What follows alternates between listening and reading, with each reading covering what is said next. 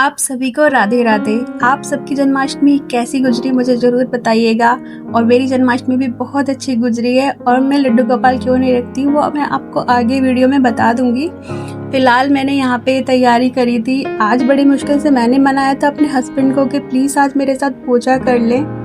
वैसे वो पूजा नहीं करते हैं, बस शाम को मैं उनसे कहती हूँ हनुमान चालीसा करने को तो वो कर लेते हैं। मैंने कहा आज की पूजा मुझे आपके साथ ही करनी है तो आप ना थोड़ा सा रेडी हो जाइए। तो उन्होंने देखिए जब शर्ट बड़ी मुश्किल से पहनी है, मेरे साथ ट्यूनिंग भी करी आज पहली बार। हस्बैंड को मनाना बहुत मुश्किल होता है ना, आपको भी लगता होगा। आपके हस्बैंड भी इतनी आसानी से नहीं मानते होंगे जब आप कुछ ऐसी चीज़ें उनसे करवाते होंगे, ये भी नहीं मानते हैं। पर जब इनको मम्मी जी कह दे और मैं थोड़ा सा रिक्वेस्ट कर दूँ, बच्चे कह दे, फिर ये मान भी लेते हैं। पर थोड़ा सा ना एहसान ज़रूर दिखाते हैं कि हाँ मैंने ना एहसान कर दिया तुम पे ये सब करके। पर कोई बात नहीं, एहसान के जरिए ही सही कैसे भी वो बात मान तो लेते हैं ना।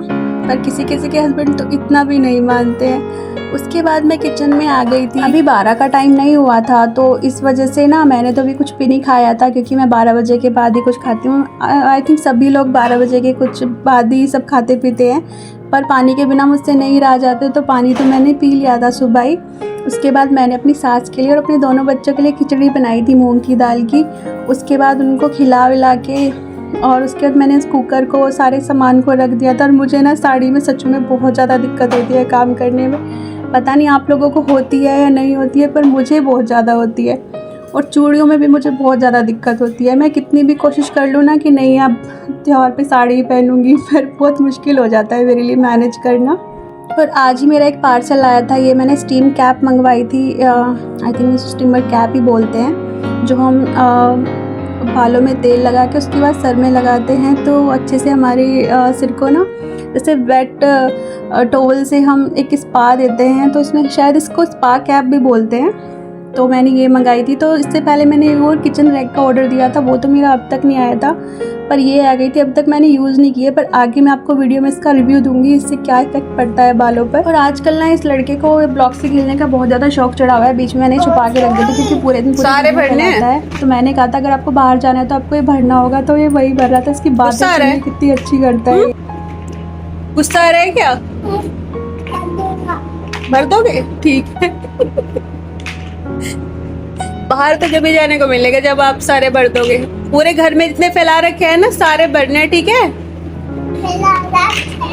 हाँ सारे भरने हैं, ठीक है? हाँ ठीक है, ओके बाय। अब शाम हो चुकी थी तो आज का मेन्यू डिसाइड हुआ था कि रात को हम लोग खाएंगे ब्रेड के पकोड़े। तो मैंने तैयारी शुरू कर दी थी। बाहर भी शाम हो चुकी थी तो मैंने सोचा था तैयारी करके रख देती हूँ। जैसे हलवाई करते हैं ना, एक बार फ्राई करते हैं उसके बाद रख देते हैं, बाद में दोबारा से फ्राई करते हैं। तो ये अमचूर की मैंने चटनी बनाई थी, ये बहुत ही ज़्यादा टेस्टी बनी थी। उसके बाद देखिए आलू मैंने बहुत गलती की, इनको खुला रख दिया क्योंकि इनमें से 2 आलू तो बिल्कुल भी नहीं पक रहे थे बहुत देर तक पकाने के बाद भी, और ये वाले आलू पकने में बहुत ज़्यादा टाइम ले रहे थे। उसके बाद मैंने बेसन छान लिया था क्योंकि ब्रेड पकौड़े बनाएंगे तो सबसे ज़रूरी तो बेसन है ना। मैंने इसका थोड़ा सा ना थिक बैटर ही बना के रखा था क्योंकि जब मैं बनाऊंगी मैंने सोचा था उसके हिसाब से इसको बाद में पानी थोड़ा एडजस्ट कर लूँगी।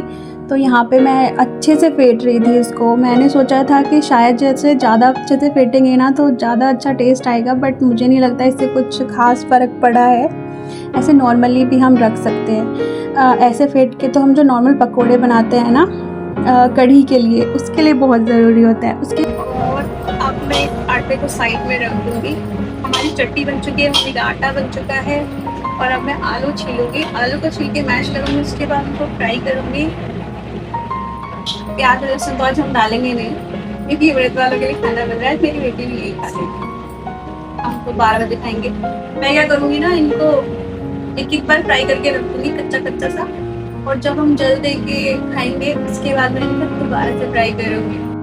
इसके बाद ये देखिए हमारे घर में बनी थी घिया की लौज और ये चुलाई के लड्डू और रसगुल्ले से तो हम व्रत खोलते ही हैं। और पेड़े भी बने थे, वो फ्रिज में रखे थे, वो फिर मैंने दिखाए नहीं। उसके बाद मैं अपने आलू छीलने लग गई थी।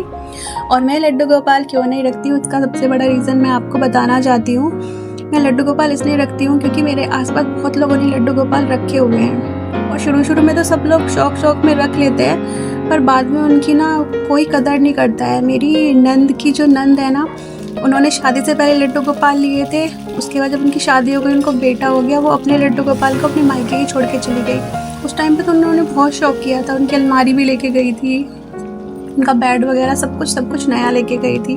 उसके बाद उनको बेटा हो गया, उनको वो भारी लगने लगे, उन्होंने छोड़ दिए अपने मायके में।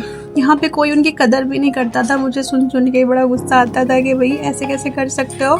इधर मैं लोगों का सुनती हूँ, उनसे ना लहसुन प्याज के बिना खाना भी नहीं बनाया जाता है। वो लहसुन प्याज का भोग लगा देते हैं। इनफैक्ट 2 घर तो ऐसे हैं जो अंडे का भोग लगा देते हैं। ये सब सुन के ना मुझे इतना ज़्यादा गुस्सा आता है कि मैं बता नहीं सकती।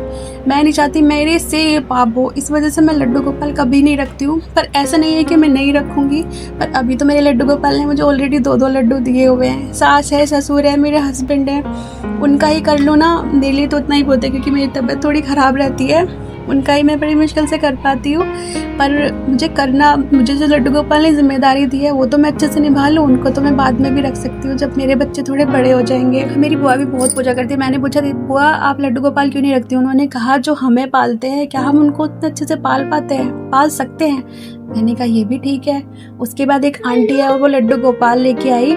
उसके बाद उन्होंने ना अपने सास ससुर को कह दिया, आप लोग यहाँ से चले जाओ बड़े बेटे के पास, क्योंकि हमने लड्डू गोपाल रख लिए, हम तुम्हारी सेवा नहीं कर सकते। अब आप ही बताइए कि ऐसे लड्डू गोपाल रखने से क्या वो लड्डू गोपाल उनको पुण्य देंगे? वो पहले तो वो कहते हैं अपने कर्तव्य निभाओ, जो मैंने तुमको दिया उन्हें अच्छे से निभा लो ना। उसके बाद आपके पास किसी रिश्ते की कमी हो तो आप मुझे रखो। जब मेरे बड़े बच्चे हो जाएंगे फिर मैं पक्का लड्डू गोपाल रखूँगी। फिलहाल मेरे पास जो फ़ोटो है ना, वो मेरे पास 20 साल से है। मैं हमेशा से इनकी ही पूजा करती आ रही हूँ और इनकी ही पूजा करूँगी। मुझे ये बहुत ज़्यादा प्यारे हैं। मुझे इसी स्वरूप में बहुत ज़्यादा प्यारे हैं। मेरे बच्चे भी इनकी शक्ल पे हुए, क्योंकि हर वक्त मैंने इनको इसी फ़ोटो से निहारा है अपने बच्चों के लिए। और ये हमारे पकौड़े रात के 12 बजे बन चुके थे। कल मिलती हूँ, बाय बाय।